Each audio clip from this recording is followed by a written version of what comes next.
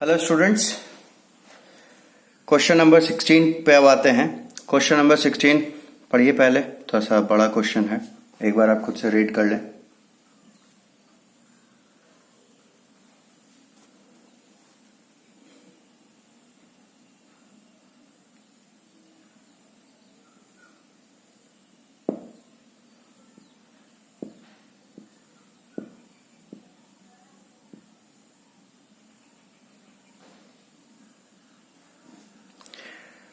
Read किया?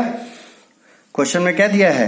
एक conducting sphere है ना, जिसका इनर रेडियस दिया है, आउटर रेडियस दिया है, ठीक है। और इस स्फीयर पे जो टोटल चार्ज है वो बोला है कैपिटल क्यू है, ठीक है। तो चार्ज चूंकि सरफेस पे ही होता है, इसलिए हमने सरफेस पे ही इसको ले लिया पूरा कैपिटल क्यू, ठीक। अब क्या बोला है कि स्मॉल क्यू चार्ज जो है वो इसके सेंटर पे रख दिया गया है, इसके सेंटर पे, ठीक है। तो अब क्वेश्चन पूछा है कि सरफेस चार्ज डेंसिटी क्या होगा इनर सरफेस पे और आउटर सरफेस पे शेल के, ठीक है। मतलब इस सरफेस पे चार्ज डेंसिटी कितना होगा और इस सरफेस पे चार्ज डेंसिटी क्या होगा बाहर वाले पे। तो सिग्मा इनर क्या होगा, इस चार्ज के कारण दोनों सरफेस पे चार्जिंग बाय इंडक्शन से चार्जेस प्रोड्यूस होंगे। अपने ही बराबर का नेगेटिव चार्ज ये इनर सरफेस पे पैदा करेगा, अपने ही बराबर का पॉजिटिव चार्ज ये आउटर सरफेस पे रिपेल कर देगा, है ना। तो इनर सरफेस पे टोटल चार्ज कितना हो जाएगा, माइनस क्यू। तो इनर सरफेस का एरिया कितना, 4πr1²। तो सिग्मा कितना, Q बाई 4πr1², है ना। नेगेटिव पोलैरिटी रहेगी बस। आउटर सरफेस पे पहले से पॉजिटिव क्यू था, प्लस स्मॉल क्यू फिर आ गया, तो टोटल चार्ज कितना हो जाएगा, this plus this. Surface area हो जाएगा 4πr2²। तो टोटल चार्ज बाय 4πr2²। ये आउटर सरफेस के लिए हो गया डेंसिटी, ठीक है। अब इलेक्ट्रिक फील्ड पूछा है x much greater than r2 के कारण, है ना। तो देखिए टोटल चार्ज ऑन स्फीयर अब कितना है, capital Q plus small q, ठीक है। और हम थ्योरी में ऑलरेडी डिस्कस कर चुके हैं कि चार्ज स्फीयर जो होता है वो बहुत ज्यादा दूरी के पॉइंट्स के लिए पॉइंट चार्जेस के जैसा ही कंसीडर किया जाता है। तो इसलिए इलेक्ट्रिक फील्ड इस केस में कितना होगा, KQ/r², मतलब K into total charge on sphere divided by distance का स्क्वायर। तो डिस्टेंस तो है x, है ना। टोटल चार्ज है capital Q plus small q। तो ये तो जनरल फॉर्मूला मैंने लिखा है, ठीक। तो टोटल इलेक्ट्रिक फील्ड कितनी हो जाएगी, K into total charge divided by distance का स्क्वायर, ठीक है। क्लियर है? तो इस क्वेश्चन को अच्छे से प्रैक्टिस कीजिए और इसके जैसे और भी क्वेश्चन सॉल्व कीजिए। कंपटीशन के हिसाब से भी बहुत इंपॉर्टेंट है ये।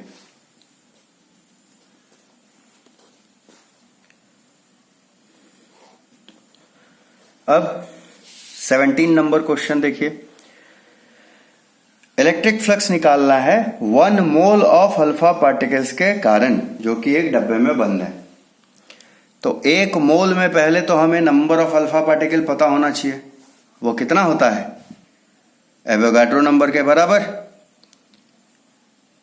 तो एक अल्फा पार्टिकल पे 2e चार्ज होता है, e का मतलब 1.6 इंटू 10⁻19 कूलम।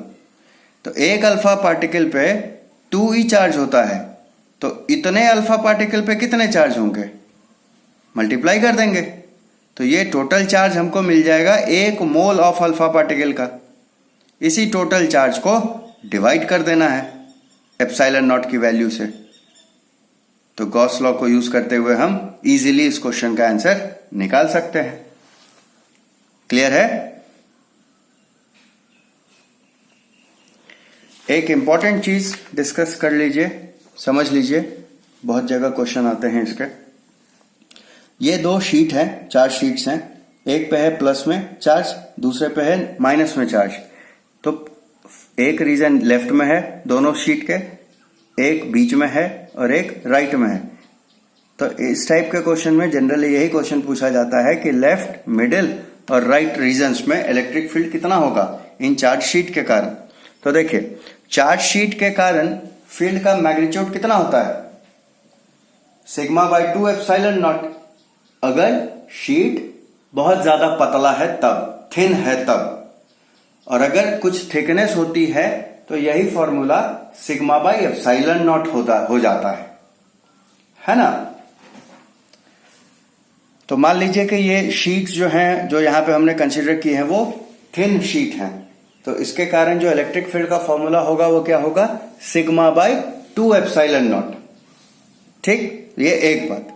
दूसरी बात, शीट के कारण जो इलेक्ट्रिक फील्ड होगा वो शीट से डिस्टेंस से इंडिपेंडेंट होता है ना। क्लियर है। तो देखिए, इस रीजन में, फर्स्ट रीजन में पॉजिटिव चार्ज के कारण जो फील्ड का डायरेक्शन होगा वो किधर होगा, अवे फ्रॉम शीट।